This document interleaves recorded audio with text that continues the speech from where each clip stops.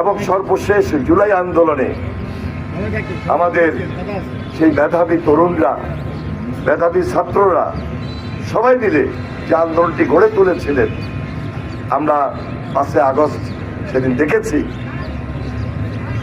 যে ফ্যাসিস্ট পালিয়ে গিয়েছে,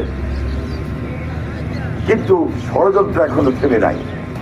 দেশের বাহিরে বসে যার প্রত্যাশা, যার প্রতীক্ষায় আমরা দীর্ঘদিন ছিলাম যে একটা সুন্দর নির্বাচন, একটা নিরপেক্ষ নির্বাচন, সেই নির্বাচনটাকে প্রশ্নবিদ্ধ করার জন্য আজকে তারা এখন সেই ষড়যন্ত্রে লিপ্ত।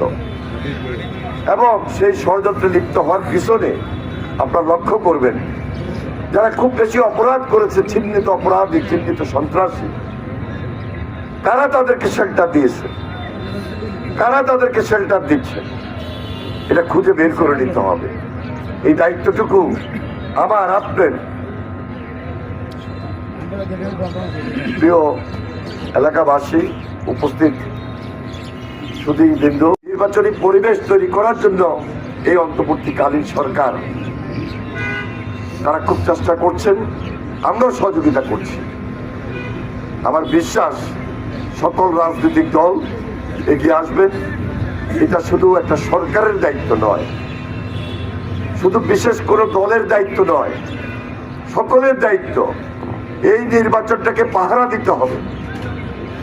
যেভাবে 5 আগস্টের পর আমরা প্রশাসনিক অফিসগুলোকে পাহারা দিয়েছি, যেভাবে আমরা পুলিশের থানাগুলোকে পাহারা দিয়েছি, যেভাবে তার আগে পরে ঐক্যবদ্ধ আন্দোলন করে দেশটাকে পাহারা দিয়েছি, এই নির্বাচনটাকেও পাহারা দিতে হবে।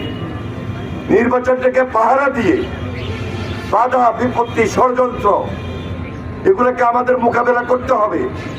এবং ওই লক্ষ্যে পৌঁছার জন্য, লক্ষ্যটা কি?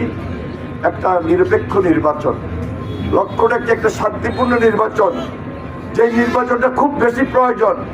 এই নির্বাচনটা যদি আমরা সঠিক সময়ে এই দেশবাসীকে আমরা উপহার না দিতে পারি, সরকার উপহার না দিতে পারে, তাহলে একটা ব্যর্থ রাষ্ট্রে বাংলাদেশ পরিণত হবে।